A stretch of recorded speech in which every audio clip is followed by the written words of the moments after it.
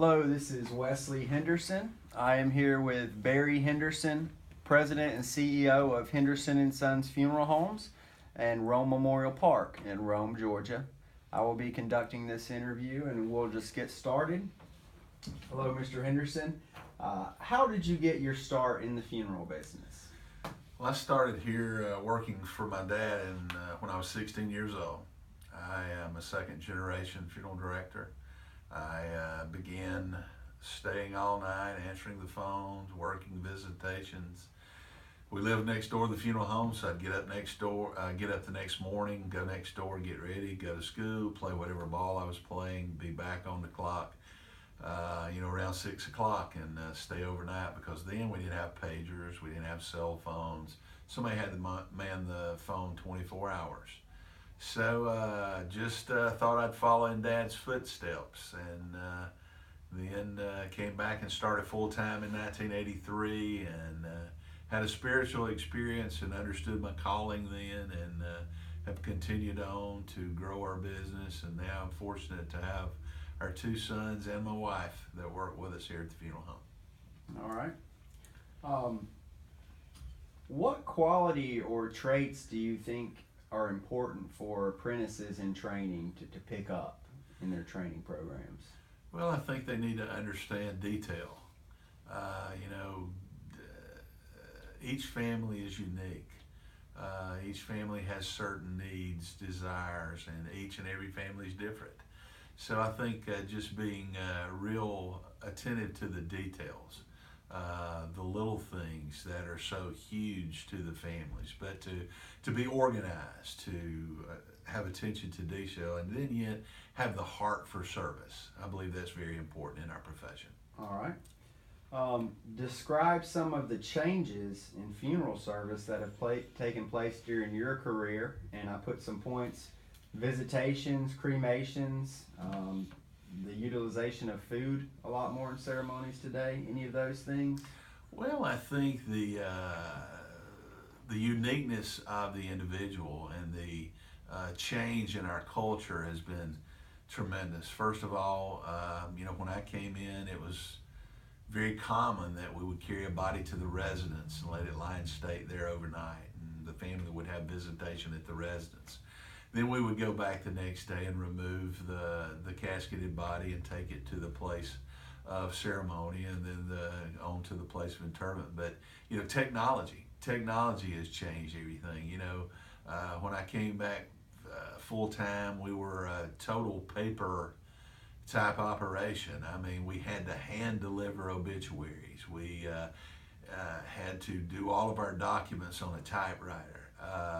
Copiers have changed so much. I mean, we had the heat sensitive copy machine that we had. So technology has changed it tremendously. Also, we have our culture has changed to where that the family unit has changed. Used to, back when I first started, didn't matter the spiritual life of the individual that passed away. There was always a Christian minister that was called. There was always a Christian ceremony that was held. Now we have totally secular ceremonies, and it's just there have been so many changes since I've come back and since I've been here nearly 35 years full time. All right. What is something you learned in mortuary school that you have continued to use throughout your career? I learned in mortuary school I became the best at the anatomy Trivial Pursuit. All of the vocabulary words of anatomy and all the things that I just killed people in Trivial Pursuit. That was a good thing. But honestly, just understanding. I guess I learned more in mortuary school from the death of my mother than I learned any other thing, because here I was putting into practice some of the things I had learned in working at the funeral home, and begin to understand the details, understand the sociology of funeral service, the grief aspect, and how grief affected families. And then right in the middle of my mortuary school education, I lost my mother. That was the greatest education I could have gotten, because then I understood what we do. And it was at that point that I really understood what that final picture means to us. That memory picture that they had drilled in our heads in mortuary school. I came to a full reality of that, because even today, I would not take $1 million for that memory picture of my mother in the casket. Okay. What qualities, and you touched on this briefly, but what qualities are most important for a funeral director to possess? I really believe that it's important that the funeral director really has a calling to do this. The attitude of service, the humbleness of being a servant. I think that is the most important qualities, that gift of service, that gift to want to give yourself to that family, to help them through that grief process. I think that's the most important quality. Okay.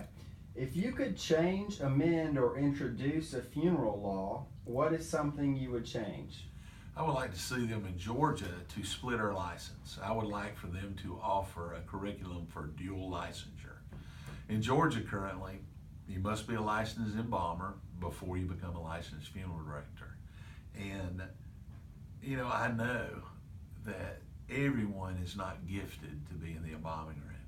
Yet, their gift is with people and with planning and with the meticulous details of planning a funeral service, and even in the pre-planning aspect for that family.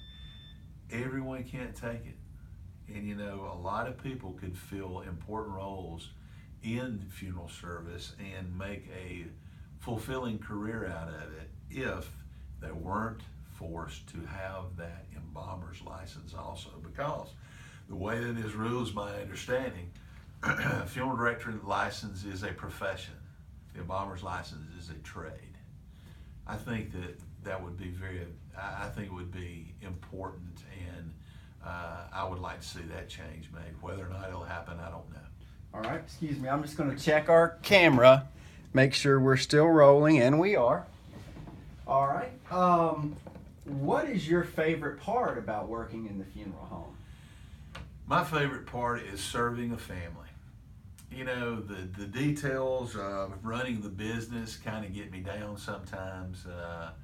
The load of compliance, taxation, regulation, those burden me down. But just to serve that family, from the arrangements conference through the visitation and the ceremony, and then when they come back and just tell you how much they appreciate what you've done, and the kindness and compassion, and yet the professionalism that you serve them with, that is what I enjoy most. Okay. And I know you know where this question came from. Do you think families value what we do in today's day, and why or why not? Well, yes, I think families do value, but not every family values. The change in our culture is that, you know, nowadays in our culture, their neighbor doesn't even know neighbor. Back in the day, you always knew your neighbors. You would always extend a helping hand to your neighbors, but now people don't even know who live across the back street from them. I do think that many families do value what we do, but then again, I think those that don't value anything, they really don't value even the gift of love that's given to them. So, but yes, I do think that families do value and highly value what we do. And on the topic of families, what is it like working every day with your family? It poses some issues, but you know, I learned it coming up with my dad, and I learned a lot of things in working with Dad. Dad was quite a bit older than me. Dad was 42, 43 years older than I was. We had different generational ideas. Here I was, the young whippersnapper coming in, energetic, vivacious, wanting to grow, wanting to build. And Dad was at that point getting at the age where he was satisfied. He wanted to take care of the families that we served, and so we go through those issues too. But you know, it's difficult to make sure that you don't take work home and outside the office. But working with my wife, my two sons, I know that it's the greatest gift that anybody can have. And you know, people outside come up always and tell me, you know, isn't it the greatest thing to get to be with your family every day, to work with your family? And the thing is that we're working for a common goal. And so we're a pretty good team. We've done good, and I think we'll continue to do so. It's a wonderful thing to be able to say that you work with all your family members. Okay. And you know, blood in our family is very thick, so you've got people around you that you trust, and they trust you, and they've got you back. So it's very comforting knowing that. Okay. Where do you see Henderson and Sons Funeral Homes in 10 years? You know, I see God taking us where He wants to take us. I like to leave it open to that. I do see us growing. I want us to continue to expand our opportunities to serve more families. I feel like we do it better than anyone else does. I feel like we give more than anyone else does. And I want to expand that, because in these communities where that maybe families are not being served, and maybe those that are not as dedicated to the profession, and maybe not, or have turned from their calling, maybe not getting families what they really need and what they would value. I think that would be an opportunity for us to step in and to give those families that, and continue our career and continue this profession. But finding those that have a common calling is going to be difficult.